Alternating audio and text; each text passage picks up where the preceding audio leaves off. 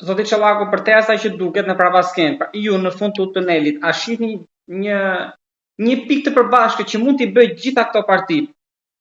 në opozitë dhe në ata që morën shumicën për qenë korrekt dhe pakica, a mund t'i bëjë bashkë? Absolutisht, mirë po,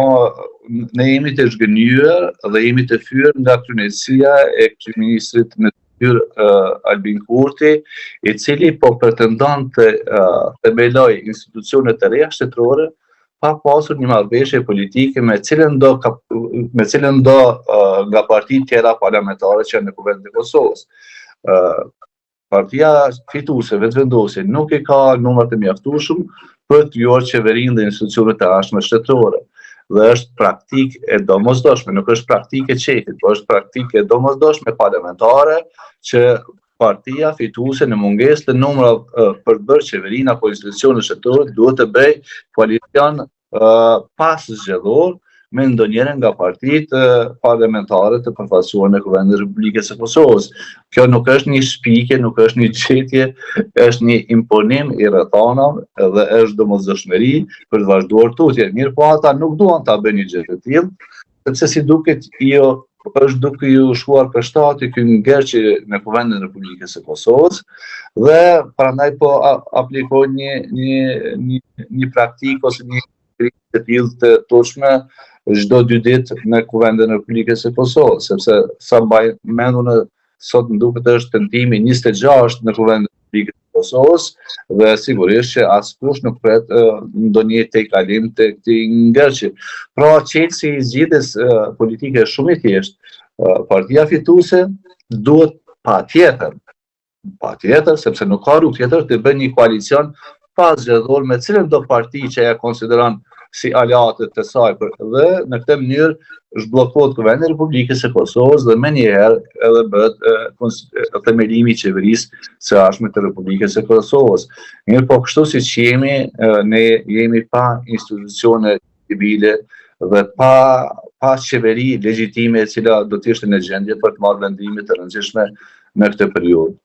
Ndoshta zgjedhjet në Vjeshtë bashkë me ato lokalet janë zgjidhja më e afërt. Ka dhe deklaratet e tilla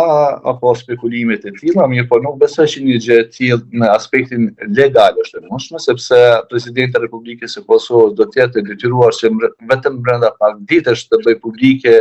datën e saktë të mbajtjes së zgjedhjeve të jashtme lokale dhe ato nuk do të mund të ndërlidhet me zgjedhjet e përgjithshme nacionale.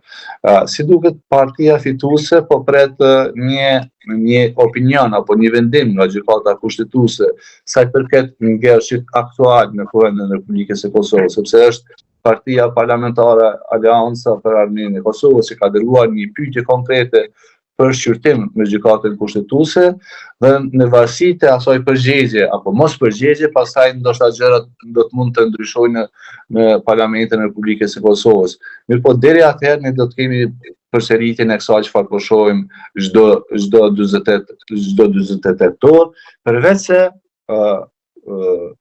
mbushet mend kryeministri Kurti dhe ja zgjat dorën për bashkëpunim ndonjëherë nga partitë tjera parlamentare të cilat kanë fituar ulse në Kuvendin e Republikës së Kosovës. Për ta mbyllur me atë në Kosovën, duke qenë se ju keni qenë dhe ju shefi i stafit të presidentit, thakë që a është akoma ai optimizmi apo është zbehur në rrethin e tij, me aq sa ju keni informacion dhe kontakte për shkrirjen e gjykatës speciale që u fol në fillim me rikthimin e Trumpit? Ja, duhet sqaruar një gjë. Gjykata speciale ka qenë tërësisht e imponuar nga faktori ndërkombëtar. Themelimi i saj ka qenë tërësisht i imponuar nga faktori ndërkombëtar, i prirur nga Shtetet e Bashkuara të Amerikës në atë periudhë, me arsye nga më të ndryshmet, mirë po arsyeja kryesore ka qenë zbardhja të tmerrshme të raportit të Dick Martit që aludonte që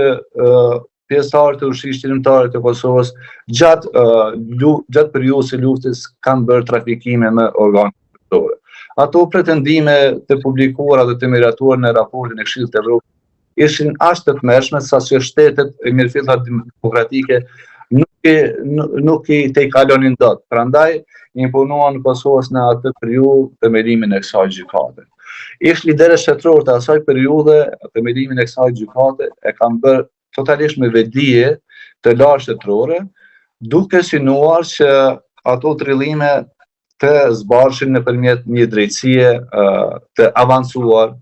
që do sillte përvojat më të mira të Bashkimit Evropian dhe të Shtetit të Bashkuar të Amerikës.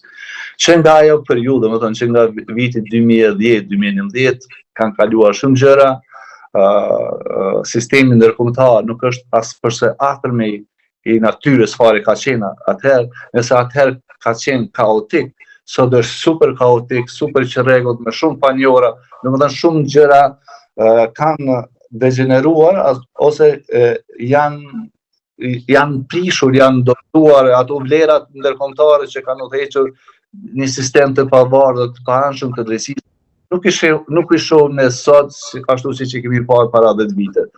Po kalojmë të anash. Gjykata speciale e cila tani po futet në vitin e 5 që ka ngritur akt akuzë ndaj ish liderëve kryesor të Ushtrisë Shqiptare të Kosovës, duhet ta përmbyll këtë proces pa asnjë ndërhyrje. Sepse çfarë do ndërhyrje në gjykatën speciale në këtë fazë do të lënte përsëri paqartësi sa përket të vërtetës apo jo të vërtetës të përmbledhur në atë raportin e famshëm të marrë. Prandaj është në interesin e Kosovës së pari, në interesin shtetëror, që kjo gjykatë të përmbyll punimet, ta përmbyll të gjykim